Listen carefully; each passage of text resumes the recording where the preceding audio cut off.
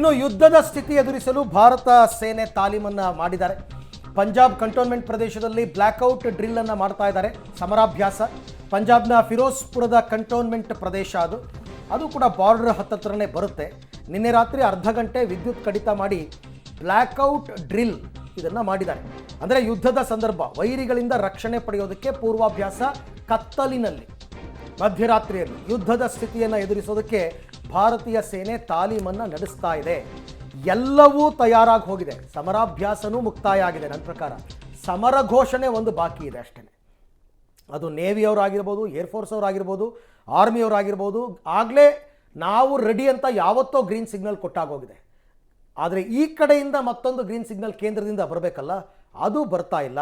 But ಈ ತಾಲೀಮು ಕೂಡ ಶತ್ರು ರಾಷ್ಟ್ರವನ್ನು ಹೆದರಿಸುವ ಒಂದು ತಂತ್ರಗಾರಿಕೆ.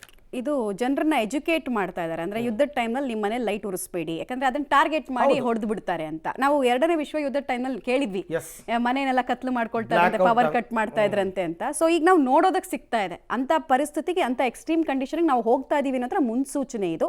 ಜನರಿಗೂ ಕೂಡ ನೀವೇನ್ ಮಾಡಬೇಕು, ಆಮೇಲೆ ನಿಮ್ದು ಜವಾಬ್ದಾರಿ ಹೇಗಿರಬೇಕು ಯುದ್ಧದ ಟೈಮ್ನಲ್ಲಿ, ಒಂದು ವೇಳೆ ಯುದ್ಧ ಘೋಷಣೆ ಆದ್ರೆ ಅನ್ನೋದನ್ನೆಲ್ಲ ತಿಳಿಸೋ ಪ್ರಯತ್ನವನ್ನ ಸಾರ್ವಜನಿಕರನ್ನೆಲ್ಲ ಸೇರಿಸಿ ಮಾಡಿಸ್ತಾ ಇದ್ದಾರೆ. Mock drill basically. ಎಸ್ಪೆಷಲಿ ನಿಮಗೆ ಬಾರ್ಡರ್ ನಲ್ಲಿ ಇದರ ಮಾಕ್ ಡ್ರಿಲ್ ಜಾಸ್ತಿ ಇರುತ್ತೆ.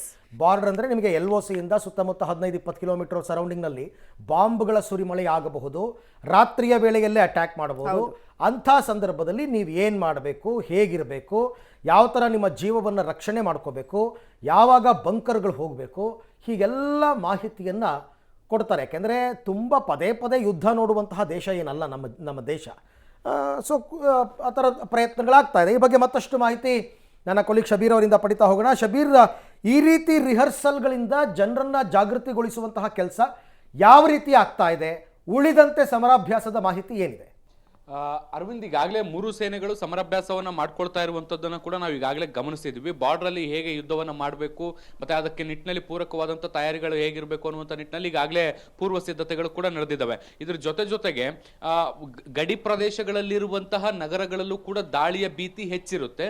ಆ ನಿಟ್ಟಿನಲ್ಲಿ ಈಗ ಜಾಗೃತಿ ಮೂಡಿಸುವಂತ ಕೆಲಸವನ್ನ ಸೇನೆ ಮಾಡ್ತಾ ಇರುವಂತದ್ದು. ನಿನ್ನೆ ಪಂಜಾಬ್ನಲ್ಲಿ ಬ್ಲ್ಯಾಕ್ಔಟ್ ಅನ್ನುವಂತಹ ಹೆಸರಿನಲ್ಲಿ ಒಂದು ಮೊಕ್ ಡ್ರಿಲ್ ಅನ್ನ ಮಾಡಿರುವಂತದ್ದು. ಇಲ್ಲಿ ಎಲ್ಲಾ ಲೈಟ್ಗಳನ್ನ ಬಂದ್ ಮಾಡಿ, ರಾತ್ರಿ ಸಮಯದಲ್ಲಿ ಬಂದ್ ಮಾಡಿ ಮಿಲಿಟರಿ ಕಾರ್ಯಾಚರಣೆ ಹೇಗೆ ನಡೆಯುತ್ತೆ ಅನ್ನೋದಕ್ಕೆ ಸಂಬಂಧಪಟ್ಟಂತೆ ಒಂದು ಪೂರ್ವಾಭ್ಯಾಸವನ್ನ ಕಂಡಕ್ಟ್ ಮಾಡುವಂತ ಕೆಲಸವನ್ನ ಕೂಡ ಮಾಡಲಾಗಿತ್ತು. ಇದಕ್ಕೆ ಸಂಬಂಧಪಟ್ಟಂತೆ ಮುಂಚಿತವಾಗಿ ಸಾರ್ವಜನಿಕರಿಗೂ ಕೂಡ ಸಾಕಷ್ಟು ಜಾಗೃತಿಯನ್ನ ಮೂಡಿಸುವಂತ ಕೆಲಸವನ್ನ ಕೂಡ ಮಾಡಲಾಗಿತ್ತು. ರಾತ್ರಿ ಮನೆಯಲ್ಲಿ ಯಾರು ಕೂಡ ಲೈಟ್ ಗಳನ್ನ ಆನ್ ಮಾಡಬಾರ್ದು, ಬೀದಿ ಲೈಟ್ಗಳು ಆಫ್ ಆಗಿರಬೇಕು, ಮತ್ತೆ ಯಾವುದೇ ರೀತಿಯಾದಂತಹ ವಿದ್ಯುತ್ ಆನ್ ಆಗಿರದೇ ಇರುವಂತಹ ರೀತಿಯಲ್ಲಿ, ಬೆಳಕು ಬರದೇ ಇರುವಂತಹ ರೀತಿಯಲ್ಲಿ ನೋಡ್ಕೋಬೇಕು. ಮತ್ತೆ ರಾತ್ರಿಯ ಹೊತ್ತಲ್ಲಿ ಯಾವ ರೀತಿಯಾದಂತಹ ಕಾರ್ಯಾಚರಣೆಗಳು ನಡೆಯುತ್ತೆ, ಮತ್ತೆ ಮೆಂಟಲಿ ಫಿಸಿಕಲಿ ಹೇಗೆ ಪ್ರಿಪೇರ್ ಆಗಿರಬೇಕು ಈ ಒಂದು ಕಾರ್ಯಾಚರಣೆಗೆ ಅನ್ನುವಂಥ ನಿಟ್ಟಿನಲ್ಲಿ ಜನರಿಗೆ ಒಂದಿಷ್ಟು ಅರಿವು ಮೂಡಿಸುವಂತ ಕೆಲಸಗಳು ಕೂಡ ಆಗಿತ್ತು.